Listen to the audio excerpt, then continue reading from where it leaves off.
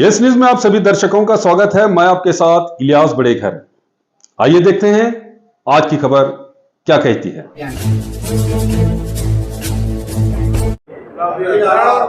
ಪ್ರತಿಭಟನೆ ಮಾಡಿದ್ರಿ ಆ ಪ್ರತಿಭಟನೆ ಮುಸ್ಲಿಂ ಸಮಾಜಕ್ಕೆ ಅನ್ಯಾಯ ಮಾತಾಡಿದ್ರು ಪೈಗಂಬರವರು ಮಾತಾಡಿದ್ರು ಅನ್ನೋದು ಕಾಂಗ್ರೆಸ್ನ ಒಂದು ಪ್ರತಿಭಟನೆ ಆಯ್ತಲ್ಲ ಅಂತ ಅನಿಸ್ತಾ ಇದೆ. ಜನರು ಕೂಡ ಅದೇ ಮಾತಾಡ್ತಾರೆ. ಕಾಂಗ್ರೆಸ್ ಮಾಡಿಲ್ರಿ, ಇದು ನಮ್ಮ ಹುಜೂರ್ ಮೊಹಮ್ಮದ್ ಸಲ್ಲಲ್ಲಾಹು ಅಲೈಹಿ ವಸಲ್ಲಂ ಪೈಗಂಬರ್ದು ಮಾಡಿವಿ.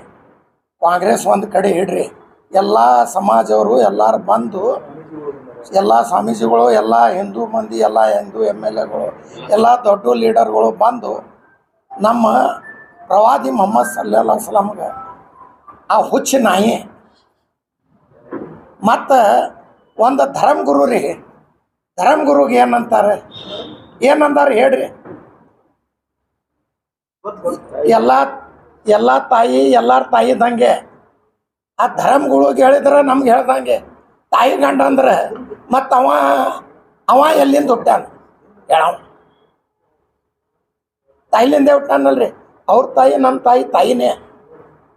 ಆ ನಮ್ಗೆ ಬೈಲಿ ಅವನ ಬಲ್ಲಿ ಅಷ್ಟು ದಮ್ಮಿದ್ರೆ ನಮ್ಗೆ ಬೈಲಿ, ನಮ್ಮ ಸಮಾಜಕ್ಕೆ ಬೈತಾನೆ, ನಮ್ಮ ದೇವರಿಗೆ ಬೈತಾನೆ. ಸ್ವಾಮಿಗಳು ಏನು ಮಾಡ್ಯಾರಿ, ಅದೇನು ಫಂಕ್ಷನ್ ಬಂದಿಲ್ಲ ಏನು ಕೊಂಡ್ಕೊಂಡ ನೀವ ಎಲ್ಲ ಹಿಂದೂ ಮಂದಿಗೆ. ಅವ್ರ ಮನೆಯದು ಹೆಂಡತಿ ಯಾರ ಮಾತು ಕೇಳಂಗಿಲ್ಲ, ಅವನ ಮಾತೆ ಬೇರೆ ಹಿಂದೂ ಮಂದಿಗೆ ಎಲ್ಲ ನನ್ನ ಹಿಂದೂ ಮಂದಿ ಅದಾರ, ನಾ ಎಲ್ಲಾರು ತರ್ತೀನಿ, ಎಲ್ಲಾರು ಸ್ವಾಮಿಗಳು ಬೈತೀನಿ, ಅವ್ರ ಬಲ್ಲಿ ಹೋಗ್ತಾರಂತ ಹೇಳಕ್ಕೆ ಇವ್ರೇನು ಅಪ್ಪನ ಮನಿದದ ಏನ್ರಿ? ಏನು MLA ಅಪ್ಪನ ಮನೆ? ಏನು ನೀವೇನೋ ಅವ್ನು ಗುಲಾಮ್ ಅದಿರೇನು? ಹಿಂದೂ ಮಂದಿ ಸ್ವಂತ ದುಡಿತಾರೆ, ಸ್ವಂತ ತಿಂತಾರೆ. ಆ ಸ್ವಾಮಿಗಳು ಏನು ಬಂದ್ರೆ ಏನಾಯ್ತು? ಸ್ವಾಮಿಗಳು ಬೈದರು, ಹಿಂದೂ ಮಂದಿಗೆ ಬೈದರು. ಯಾಕೆ ಸೊಕ್ಕ ಬಂದೈತೆ ರೀ ಬೈಲಾಕ? ತಾಯಿ ಗಂಡ ಅಂದ್ರೆ ಏನು ಮಾತ್ರಿ ಅದು? ಒಂದು ನಮ್ಮ ಗುರುಗಳು ಅಂದ್ರೆ ಅವರು ನಮ್ಮ ದೇವರ ಸಮಾನ. ಗುರುಗಳಿಗೆ ಬೈದ್ರಿ, ಬಸವಣ್ಣವ್ರಿಗೆ ಬೈದ್ರಿ, ನಾ ಇಷ್ಟೇ ತಂದೀನಿ ಏನಾಗ್ತೈತಿ ಬೈರೇ ನೋಡೋಣ, ಏನೊಮ್ಮೆ ನಿಮ್ಮ ಇಷ್ಟೇ ಎಲ್ಲಿರ್ತೈತಿ ನೋಡೋಣ. ಯಾರಿಗಾರೆ ಬೈದು ಇಷ್ಟೇ ತಂದು ನನ್ಗೆ ಯಾರು ಹಿಡಿತಾರೆ? ಕೈದೇಲಿಂದ ಯಾರೂ ದೊಡ್ಡವ್ರಿಲ್ಲ. ಏನು ಸಂವಿಧಾನದೊಳಗೆ ಕೈದೆ ಅದ, ಅದೇ ಕೈದೆ. ನಾ ಬೈತೀನಿ, ನಾ ಇಷ್ಟೇ ತರ್ತೀನಿ ಅಂದ್ರೆ ಭಾಳ ಇದು ಆತೇನು? ಇಂಥ ಸ್ವಾಮಿಗಳ್ಗೆ ನಾವು ಕಾಲು ಬೀಳಬೇಕು. ಅವ್ರಿಗೆ ನಾವು ತಾಯಿ ಗಂಡ ಅಂತ ಬೈದ್ರೆ ಅವ್ರಿಗೆ ಎಷ್ಟು ನೋವು ಆಗ್ಬೋದು. ಏನು ಅವ್ರಿಗೆ ಬೈಲಾಕ ಬರಂಗಿಲ್ಲ ಸ್ವಾಮಿಗಳ್ಗೆ. ಅವ್ರ ಕಡೆ ಚಪ್ಪಲಿಲೇ ಹೊಡಿತಾರೆ ಸ್ವಾಮಿಗಳು. ಬೈದು ಬಿಡ್ರಿ, ಯಾರಿಗೂ ಬೈದು ಯಾರಿಗೂ ಹಕ್ಕಿಲ್ಲ. ನಮ್ಮ ಮನೆಯವ್ರು ನಮ್ಮ ಹೆಂಡತಿಯವ್ರಿಗೆ ಬೈದು ನಮ್ಗೆ ಹಕ್ಕಿಲ್ಲ.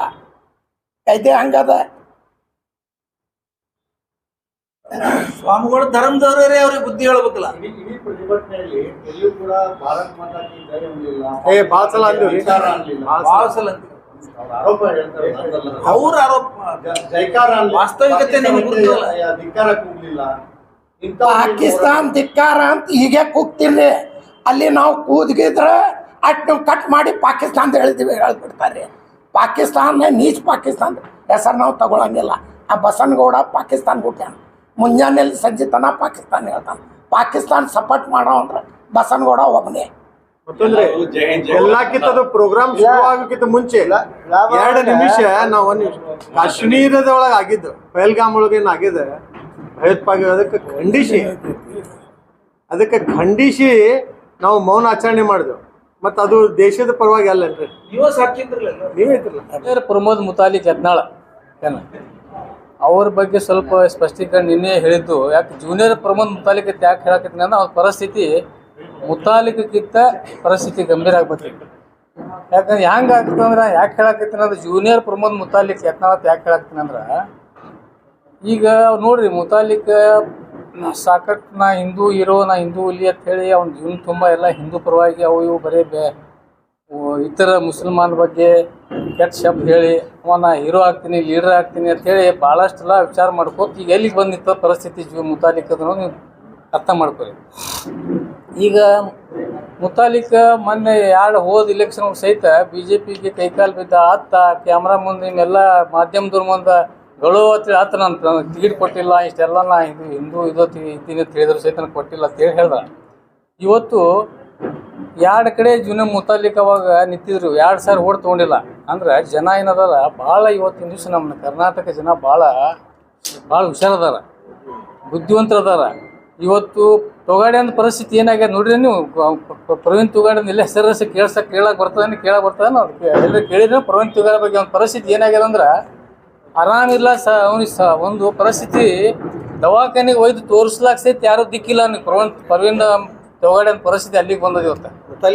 ಮುತಾಲಿಕದಂತೂ ಒಂದು ಮುಗ್ದಾಗಿ ಅದಕ್ಕೆ ಇದು ಜೂನಿಯರ್ ಮುತಾಲಿಕ್ ಇದು ಈಗ ಏನು ನಮ್ಮ ಗಿರಾಕಿ ಇಲ್ಲಿ ಈಗ ಜೂನಿಯರ್ ಮುತಾಲಿಕ್ ಆಗ್ಬಿಟ್ಟ. ಅವ್ನ ಪರಿಸ್ಥಿತಿ ಅವ್ನಿಗೆ ಏನಾರು ಹೇಳೋದಂದ್ರೆ ಮತ್ತೆ ಇನ್ನೊಂದೇನದ ಇತ್ತಿತ್ತಲಾಗಿ ಅವನು ಪ್ರಮೋದ್ ಉತ್ತರ ಹೇಳ್ದ, ನಾ ಜೂನಿಯರ್ 2,000 ಓಟ್ ತೊಗೊಂಡು ಅನಂತಕುಮಾರ್ ಹೆಗಡೆ ನಿಂತು 2,000 ಕೋಟಿ ಡಿಪಾಸಿಟ್ ಜಪ್ತ ಆಯ್ತು, 2,000 ಓಟ್ ಬಿದ್ದರು ಅವ್ನಿಗೆ. ಅಂಥ ಪರಿಸ್ಥಿತಿ ಜನ ಮಾಡಿದ್ರು. ಅದಕ್ಕೆ ನಮ್ಮ ನಾಡಿನ ಹಿಂದೂ ಸಮಾಜದ ಮತದಾರರು ಕೂಡ ಭಾಳ ಪ್ರಜ್ಞಾವಂತರದಾರ. ಯಾವ ಪಕ್ಷಕ್ಕೆ ಯಾವಾಗ ಓಟ್ ಹೆಂಗೆ ಹಾಕಬೇಕು, ಯಾವ ಅಭ್ಯರ್ಥಿಗೆ ಹಾಕಬೇಕು ಎಲ್ಲ ಮಾಡ್ತಾರೆ. ಅದಕ್ಕೇನದ ಇತ್ತಿತ್ತಲಾಗಿ ನಮ್ಮ ಜೂನಿಯರ್ ಪ್ರಮೋದ್ ಮುತಾಲಿಕ್ ಅವರು ಯತ್ನಾಳ್ ಅವ್ರು ಏನು ಮಾಡಕತ್ತಾರ ಅಂದ್ರೆ ಡಾಕ್ಟರ್ ಬಾಬಾ ಸಾಹೇಬ್ ಅಂಬೇಡ್ಕರ್ ಭಾಳ ಜಪ ಮಾಡ್ಲಾಕತ್ತಾರ ದಲಿತರ ಬಗ್ಗೆ, ಅಂಬೇಡ್ಕರ್ ಬಗ್ಗೆ. ನಾ ಒಂದು ಪ್ರಶ್ನೆ ಇವತ್ತು ಅವ್ರಿಗೆ ಕೇಳ್ತಾ ಇದ್ದೀನಿ.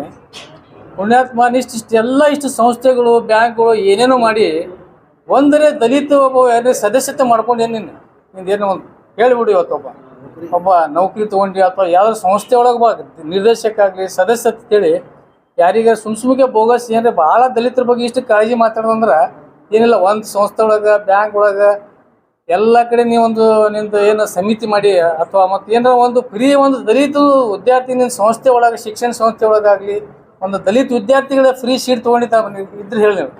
ಇವತ್ತು ಏನು ಅಂಬೇಡ್ಕರ್ ಬಗ್ಗೆ ಆ ಪಾರ್ಟಿಷನ್ ಆಫ್ ಇಂಡಿಯಾದು ತಿರುಗಿ ಮುರುಗಿ ಅದು ಒಂದು ಪುಸ್ತಕ ಯಾವ ಹೇಳ್ಯಾನೋ ಪುಣ್ಯಾತ್ಮಗ ಎಲ್ಲಿದ್ದ ಪುಸ್ತಕ ಓದೋಣ ಗೊತ್ತಿಲ್ಲ. ಅದಕ್ಕೆ ಆ್ಯಕ್ಚುಲಿ ಪಾರ್ಟಿಷನ್ ಆಫ್ ಇಂಡಿಯಾದು ಎಲ್ಲ ಅಡಿಷನ್ಗಳು ಓದಬೇಕು. ಅವಾಗ ಡಾಕ್ಟರ್ ಬಾಬಾ ಸಾಹೇಬ್ ಅಂಬೇಡ್ಕರ್ ಅವರು ಈ ದೇಶದ ಬಗ್ಗೆ, ಈ ದೇಶದ ಎಲ್ಲ ಸಮಾಜದ ಬಗ್ಗೆ ಯಾವ ರೀತಿ ಒಂದು ಸಂದೇಶವನ್ನು ಕೊಟ್ಟಿದ್ರು ಗೊತ್ತಾಗ್ತದೆ. ಇವತ್ತು ಏನಾಗ್ಲಾಗ್ತವರೇ ಇವತ್ತು ನಿನ್ನೆ ಒಂದು ಭಾಳ ಕೆಟ್ಟ ಮಾತು ಹೇಳಿದ್ರು. ಇಂಥ ಏನಾಗ್ಲಾಗ್ತಂದ್ರೆ ಬರೀ ಮುಸಲ್ಮಾನರು ಮತ್ತು ದಲಿತರು ಡಾಕ್ಟರ್ ಬಾಬಾ ಸಾಹೇಬ್ ಅಂಬೇಡ್ಕರ್ ಅವರು ಈ ದೇಶದ ಮುಸಲ್ಮಾನರು ಒಂದು ವಿಷ ಬೀಜ, ಅವ್ರ ಮಧ್ಯದಲ್ಲಿ ವಿಷ ಬೀಜ ಅಂತ ಕೆಲಸ ಇವತ್ತು ನಮ್ಮ ಜೂನಿಯರ್ ಪ್ರಮೋದ್ ಮುತಾಲಿಕ್ ಯತ್ನಾಳ್ ಮಾಡ್ತಾ ಇದ್ದಾರೆ. ಅದಕ್ಕಾಗಿ ಇವತ್ತು ಎಲ್ಲರೂ ಶಾಣೆ ಅದಾರ, ದಲಿತರು ಶಾಣೆ ಅದಾರ, ಮುಸಲ್ಮಾನ್ಸ್ ಎಲ್ಲ ಜನಾಂಗದ ಜನ ಇವತ್ತೆಲ್ಲ ಶಾಣೆ ಅದಾರ. ಇವ್ರು ಏನು ಹೇಳಿದ್ರು ಎಲ್ಲಿದ ಇತಿಹಾಸ ಯಾವ ಪುಸ್ತಕ ಓದ್ಲಾಗತ್ತಾರ ಪುಣ್ಯಾತ್ಮ ಗೊತ್ತಿಲ್ಲ. ಇವತ್ತು ಪಾರ್ಟಿಷನ್ ಆಫ್ ಇಂಡಿಯಾ ಒಳಗೆ ಮೊದಲನೇ ದೇಶದಲ್ಲಿ ಈ ಪಾಕಿಸ್ತಾನ ಡಿವೈಡ್ ಮಾಡಬೇಡ ಅಂತ ಹೇಳುವಂಥ ವ್ಯಕ್ತಿ ಯಾರಾದ್ರೂ ಮಹಾಪುರುಷ ಇದ್ರು ಡಾಕ್ಟರ್ ಬಾಬಾ ಸಾಹೇಬ್ ಅಂಬೇಡ್ಕರ್ ಅವರು. ಯಾಕಂದ್ರೆ ಇವತ್ತು ಮತ್ತೊಂದು ದಿನ ಹೇಳಿದ್ರು, ಇಲ್ಲಿ ಬಾಬಾ ಸಾಹೇಬ್ ಹೇಳಿದ್ರು ಮುಸಲ್ಮಾನರು ಇವ್ರು ಉಳಿಸ್ಕೊಂಡ ಇದು ಎಲ್ಲ ಮುಸಲ್ಮಾನರು ಅಶಾಂತಿ ಮಾಡ್ತಾರೆ, ದೇಶದೊಳಗೆ ಅದು ಮಾಡ್ತಾರೆ ಅಂತ ಹೇಳಿದ್ರು. ಪುಣ್ಯಾತ್ಮ ಅವ್ರಿಗೆ ಇಲೆಕ್ಷನ್ ಪಾರ್ಲಿಮೆಂಟ್ಗೆ ಹೋಗ್ಲಾಕೊಳ್ಳೋದಂತ ಜನ ಯಾರು ಅನ್ನೋದು ಮೊದಲು ಅರ್ಥ ಮಾಡ್ಕೋಬೇಕು. ಅವರಿಗೆ ಪಾರ್ಲಿಮೆಂಟ್ ಸದಸ್ಯತೆ ಮಾಡೋದ್ರಲ್ಲಿ ಪ್ರಮುಖ ಪಾತ್ರ ಮುಸಲ್ಮಾನರದ ಇವತ್ತು ಈ ದೇಶದೊಳಗೆ ಅವ್ರಿಗೆಲ್ಲ ಅರಿವು ಇತ್ತು. ಅದಕ್ಕಾಗಿ ಯಾವ ಮುಸಲ್ಮಾನ ಬಗ್ಗೆ ಆಗಲಿ ಅಥವಾ ಇನ್ನಿತರ ಜನಾಂಗದ ಬಗ್ಗೆ ಆಗಲಿ ಡಾಕ್ಟರ್ ಬಾಬಾ ಸಾಹೇಬ್ ಅಂಬೇಡ್ಕರ್ ಹೇಳಿಲ್ಲ. ಅವರು ಎಲ್ಲ ಸರ್ವ ಜನಾಂಗದ ಈ ದೇಶದ ಬಗ್ಗೆ ಭಾಳ ಅಭಿಮಾನ ಇತ್ತು. ಅವರು ಪಾರ್ಟಿಷನ್ ಆಫ್ ಇಂಡಿಯಾ ಒಳಗೆ ಇದು ದೇಶದಿಂದ ಪಾಕಿಸ್ತಾನ ಬಾಂಗ್ಲಾದೇಶ ಹೊಡಿಬೇಡ ಅಂತ ಹೇಳಿದವರು ಅವ್ರು ಯಾಕೆಂದ್ರೆ ಇದರಿಂದ ದೇಶಕ್ಕೆ ಭಾಳ ಗಂಡಾಂತರ ಆಗ್ತದೆ, ಭಾರತ ಅಸ್ಥಿರತೆ ಆಗ್ತದೆ, ಅಖಂಡತೆ ಹೋಗ್ತದೆ, ಇದರಲ್ಲಿ ಮಿಲಿಟ್ರಿಗೆ ತೊಂದರೆ ಬರ್ತದೆ, ಪ್ರತಿಯೊಂದು ವಿಷಯದಲ್ಲಿ ಕೂಡ ಭಾರತ ದೇಶ ವೀಕ್ ಆಗ್ತದೆ ಅಂತ ಹೇಳಂತ doctor Baba Saheb partition of India ಪುಸ್ತಕ ಎಲ್ಲ ಓದಬೇಕು. ಇವತ್ತು ಎಲ್ಲಿ ಪೇಜ್ ತಂದು ಯಾವ ಓದಾನೋ ಎಲ್ಲಿ ತಂದು ಓದಾಕತ್ತ ಪುಣ್ಯಾತ್ಮ ಏನು ಒಟ್ಟು ಹುಡುಗರು ಇರ್ತಾರ ಮುಂದೆ ತಾಳಿ ಹೊಡ್ಸಾಕ ಏನು ಹೇಳ್ಬಿಡ್ತಾನೆ ಒಟ್ಟು. ಅದಕ್ಕಾಗಿ ನಿಜವಾದ ಇತಿಹಾಸ ಹೇಳಬೇಕು. ಇವತ್ತು ಇದು ತಪ್ಪು ಇಂಥ ಎಲ್ಲ ಇದು ಇತಿಹಾಸ ಹೇಳಿದ್ರೆ ಯಾರು ಇವತ್ತು ಎಲ್ಲರೂ ಎಲ್ಲ ಇದರಲ್ಲಿ ವಿದ್ಯಾವಂತರದಾರ, ಓದ್ತಾರ, ತಿಳ್ಕೊತಾರ. ಅದಕ್ಕೆ ಇನ್ನೊಮ್ಮೆ ಪುಣ್ಯಾತ್ಮಗೆ ಹೇಳ್ತೀನಿ, ಪಾರ್ಟಿಷನ್ ಆಫ್ ಇಂಡಿಯಾದು ಪುಸ್ತಕ ನಿನ್ನ ಬಳಿ ಇದ್ದಿಲ್ಲ ಅಂದ್ರೆ ನಾವೇ ತಂದು ಕೊಡ್ತೇವೆ, ನಿನಗೆ ಎಲ್ಲ ಎಡಿಷನ್ ತಂದು ಕೊಡ್ತೇವೆ. ಇನ್ನೊಮ್ಮ ಅದು ಎಲ್ಲ ಓದಿ ಏನದ ಈ ರೀತಿ ಏನದ ವಿಷ ಬೀಜ ತುಂಬುವಂಥದ್ದು. ಮುಸಲ್ಮಾನರು ಅಂಬೇಡ್ಕರ್ ಬಗ್ಗೆ ಭಾಳ ಅಪಾರವಾದಂಥ ಅಭಿಮಾನ ಇವತ್ತು ಮುಸಲ್ಮಾನ ಸಮಾಜದವರು ಇಟ್ಕೊಂಡಿದ್ದಾರೆ. ಅಂಥ ಒಂದು ವಿಷ ಬೀಜ ಇವತ್ತು ತಾವು ಇಂಥ ಎಲ್ಲ ಈ ಸುಳ್ಳು ಸೊಟ್ಟ ಇತಿಹಾಸ ಹೇಳಿ ಈ ರೀತಿ ಹೇಳಬಾರದು ಹೇಳಿ ಅವ್ನಿಗೆ ಮತ್ತೊಮ್ಮೆ ಈ ಸಂದರ್ಭ ಎಚ್ಚರಿಕೆ ಕೊಡ್ತೀನಿ. ಮತ್ತು ಇವತ್ತು ಒಂದು ಶೋಭಾಯಾತ್ರೆ ಕಾರ್ಯಕ್ರಮ ಕೂಡ ಇವತ್ತಿದೆ, ತಮಗೂ ಗೊತ್ತಿದೆ. ಅದಕ್ಕಾಗಿ ನಾವು ಮಾನ್ಯ SP ಸಾಹೇಬರಿಗೆ ಇನ್ನೊಮ್ಮೆ ವಿನಂತಿ ಮಾಡ್ತೇವೆ ಇವತ್ತು ನಮ್ಮ ಮಾಧ್ಯಮದ ಮುಖಾಂತರ. ಇವತ್ತು ಮತ್ತೆ ಏನಾದರೂ ಅವಹೇಳನಕಾರಿ ಮಾತಾಡೋದಾಗಲಿ ಅಥವಾ ಯಾವುದೇ ಒಂದು ಕೋಮಿನ ಬಗ್ಗೆ, ಒಂದು ವ್ಯಕ್ತಿ ಬಗ್ಗೆ ಏನಾದರೂ ತಪ್ಪು ತಡೆ ಮಾತಾಡಿದ್ರೆ ಅದಕ್ಕೆ ಜಿಲ್ಲಾ ಆಡಳಿತ, ಪೊಲೀಸ್ ಇಲಾಖೆ ಹೊಣೆಗಾರಿಕೆ ಆಗ್ತದೆ ಸಂದರ್ಭ ಹೇಳಿಕ್ಕೆ ಇಚ್ಛೆಪಡ್ತೀನಿ. ಅದಕ್ಕಾಗಿ ಅವ್ರಿಗೆ ಮೊದಲೇ ತಾಕೀತು ಮಾಡಿ ಆ ಜೂನಿಯರ್ ಮುತಾಲಿಕ್ ಏನು ನಮಗೆ ತಾಕೀತು ಮಾಡಬೇಕು. ತಾಕೀತು ಮಾಡಿ ಏನದ ಯಾವುದೇ ಅವಹೇಳನಕಾರಿ ಮಾತಾಡೋದು ಫಾಜಲ್ ಭಾಷೆಗ ಏನಾದರೂ ಮಾತಾಡಬರ್ತೇಳಿ ಮೊದಲೇ ತಾಕೀತು ಮಾಡ್ಬೇಕಂತೇಳಿ ಮಾನ್ಯ SP ಸಾಹೇಬರಿಗೆ ಜಿಲ್ಲಾಡಳಿತಕ್ಕೆ ತಮ್ಮ ಮುಖ ಸಂಬಂಧಪಟ್ಟಾಗ ನೋಟಿಸ್ ಕೊಟ್ಟಿದ್ದಾರೆ ಎಲ್ರಿಗೂ. ಏನ್ ನೋಟಿಸ್ ಏನಾಗ್ತೈತ್ರಿ? ಕೊಟ್ಟಿದ್ದಾರೆ ಇಲ್ಲ ಸರ್, ನೋಟಿಸ್ ಕೊಡ್ಲಿ 10 ಕೊಡ್ಲಿ ನಾವು 10 ಕೊಡ್ತೀವಿ. ಬಂದೈತಿ ನೋಟಿಸ್ ಬಂದೈತಿ, ನಾವು ಅದಕ್ಕೆ ಉತ್ತರ ಕೊಟ್ಟಿವಿ. ಕಾರ್ಪೊರೇಷನ್ 10 ವರ್ಷದಿಂದ ಆಕಳ ಹಿಡ್ದಿದ್ದು ಎಲ್ಲಾ ಪೊಲೀಸ್ ಸ್ಟೇಷನ್ ಈ ಕಡೆ ವಾರ್ತಿಲಿಂದ ದೇವರಿಪ್ಪರ್ಗಿಲಿಂದ ಬಬ್ಲೇಶ್ವರ ಎಲ್ಲಾ ಪೊಲೀಸ್ ಸ್ಟೇಷನ್ಲಿಂದ ಎಷ್ಟು ಆಕಳ ಹೋಗ್ಯಾವ, ಇಲ್ಲಿಂದ ಎಷ್ಟು ಆಕಳ ಬಂದಾವ, ಅವು ಎಲ್ಲಿ ಅದಾವ ಆಕಳ. ಮತ್ ಇವರು ವಿಧಾನಸೌಧದೊಳಗೆ ನನ್ನ ಬಲ್ಲಿ 2,000 ಆಕಳ ಅದಾವ. ಮತ್ ಇಲ್ಲಿಂದ ಆಕಳ ಎಲ್ಲಿ ಹೋದವ್ರಿ 4,000 ಮ್ಯಾಗ ಆಕಳ ಹೋಗ್ಯಾವ.